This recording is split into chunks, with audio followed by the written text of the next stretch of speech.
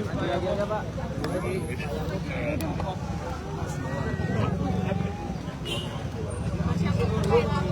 Apa saja warga yang dilaporkan terkait ijazah palsu dan pasal apa yang dilaporkan dan siapa saja terlapor? Ya, jadi kan kami baru selesai dengan Pak Jokowi buat pengaduan atau pelaporan terhadap dugaan tindak pidana yang dilakukan oleh beberapa pihak. Kembali lagi kami sampaikan bahwa fitnah, dugaan fitnah dan tuduhan-tuduhan tersebut itu sangat-sangat kejam karena telah merusak juga nama baik dan martabat Pak Jokowi, berdampak bagi nama baik juga, dan yang tidak kalah penting ini juga merusak nama baik rakyat Indonesia. Kenapa saya bilang rakyat Indonesia? Coba Anda bayangkan. Bayangkan kalau seorang presiden yang dipilih langsung oleh rakyat sudah menjabat selama 10 tahun, dituduh seakan-akan memiliki ijazah palsu. Jadi dituduh seakan-akan dari dia pencalonan, kemudian menjadi wali kota, gubernur, hingga presiden, seakan-akan dianggap itu semua menggunakan ijazah palsu. Kalau kata orang, apa kata dunia gitu. Jadi ini kan martabat rakyat Indonesia yang dipertaruhkan, nama baik rakyat Indonesia, nama baik pemerintah Indonesia, dan nama baik bangsa Indonesia juga. Selama ini mungkin Pak Jokowi ya, selama ini khususnya ketika beliau menjabat, beberapa bulan terakhir juga kami ikuti terus perkembangannya, beberapa kali juga sudah kami berikan himbauan secara resmi press conference, beberapa statement di tempat umum juga sudah kami berikan, tapi terus dilakukan oleh beberapa pihak. Sehingga mungkin ya tentunya untuk hari ini Pak Jokowi datang sendiri ke sini bukanlah hal yang mudah juga ya. Tentunya sudah melewati pertimbangan yang sangat panjang dan sangat berat, tapi kami melihat dan Pak Jokowi juga melihat bahwa ini harus dilakukan agar semuanya terang benderang, agar kebenaran dapat terlihat, dan agar nama baik Pak Jokowi dan nama baik rakyat Indonesia dapat dipulihkan dan dijaga juga, sehingga hal ini tidak terjadi lagi nih. Pasalnya apa Mas? Yang masalah disangkakan? Jadi pasal yang kita duga dilakukan itu ada 310, 311 KUHP, ada juga beberapa pasal di Undang-Undang ITE, yang lain 27A, dan juga pasal 32 dan pasal 25 Undang-Undang ITE. Itu semua sudah disampaikan. Dilapor siapa saja? Pelapornya itu semua nanti dalam itu. Tapi tentunya dalam semua rangkaian peristiwa itu kita sudah sampaikan kepada para penyidik semua barang-barang bukti-bukti yang sudah kita sampaikan, peristiwa-peristiwanya ada 24 video ya, sekitar 24 objek yang kita sudah Pak Jokowi sudah laporkan juga, yaitu juga diduga dilakukan oleh beberapa pihak. Mungkin inisialnya kalau boleh saya sampaikan ada RS, kemudian ES, ada juga T, inisial T, ada inisial K juga.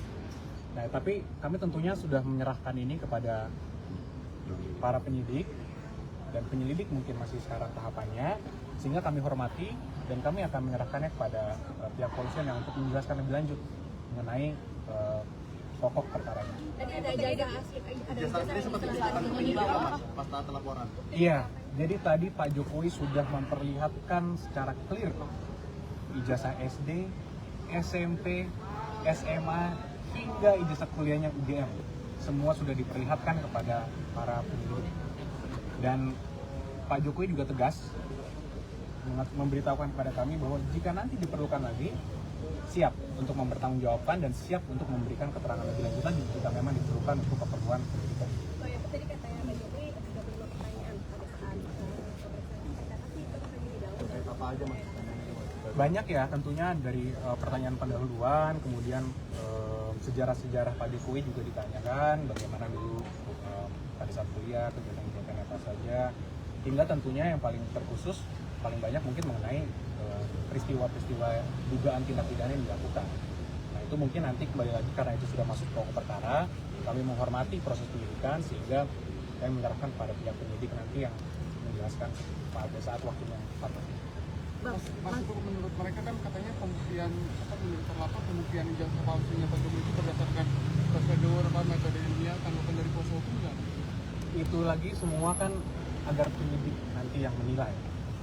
Pak Jokowi sebagai pelapor tentunya hanya mengadukan suatu peristiwa yang dianggap Pak Jokowi telah mencemarkan nama baik beliau. Nanti agar aparat penegak hukum yang menilai, kalaupun ini nanti sampai ke persidangan, biar majelis hakim yang menilai, agar semuanya clear.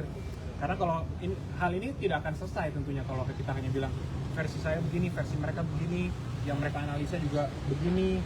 Nah itu kan juga jadi debat kusir. Kalau kita sudah serahkan ini kepada hukum, kepada jalur yang sudah benar, kami harap juga, dan Pak Jokowi juga harap ini semua menjadi terang benderang, semuanya clear.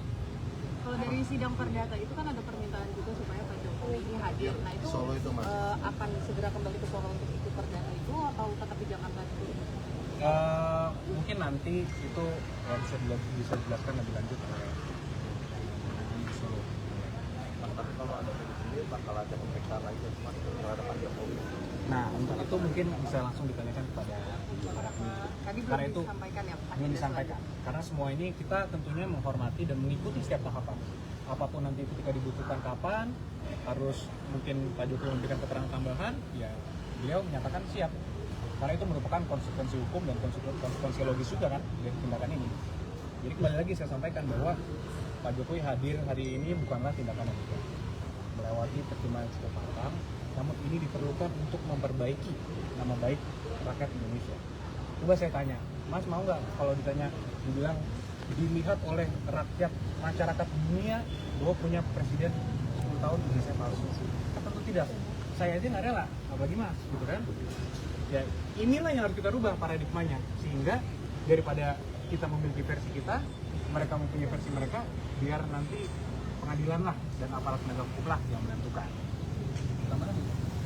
Mas, tadi kan ada penyampaian soal pasal-pasal yang tidak setuju dan lain sebagainya. Boleh dijelaskan tentang apa aja supaya publik yang awam juga paham lagi lebih Ya, mungkin ditambahkan pasal 311 itu adalah tindak pidana fitnah dan atau pencemaran. Sedangkan pasal 3532 dan 7A itu sama juga pencemaran nama baik, tapi yang dilakukan dengan rekayasa teknologi. Baik mengurangi menambah melakukan rekayasa teknologi.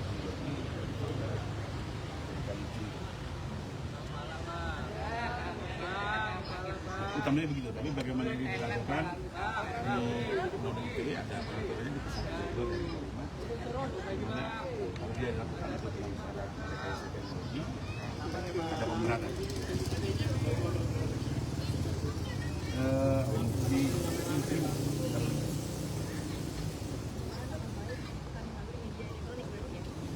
melalui media elektronik termasuk di antaranya.